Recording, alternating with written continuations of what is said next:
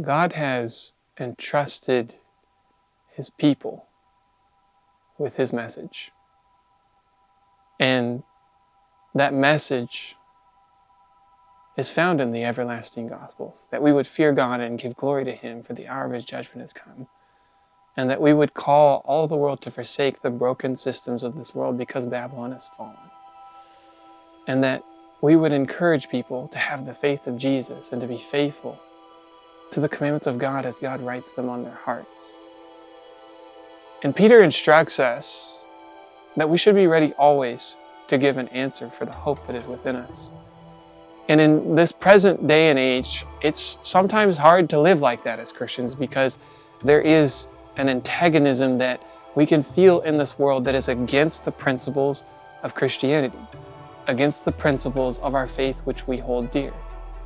But God didn't give us this message to keep it to ourselves, and that was one of the refreshing things about our experience on the LA fire response, because as we were working with the Pasadena Seventh-day Adventist Church, these were men and women who loved Jesus, and they were not ashamed of the message that God had given them. In fact, it was their faithfulness to the message that I believe brought all the blessings that they experienced as more donations kept coming in. And when we think about this in the Bible, take Joseph, for example. When he was called before the Pharaoh, he didn't hold back. When he was asked to interpret the dream, he says, there is a God in heaven, right? He gave credit to God. Daniel, when he was called before Nebuchadnezzar, the mightiest and wealthiest king the world had ever known, Daniel didn't hide his faith. Daniel was very clear. There is nothing special about me, but there is a God in heaven.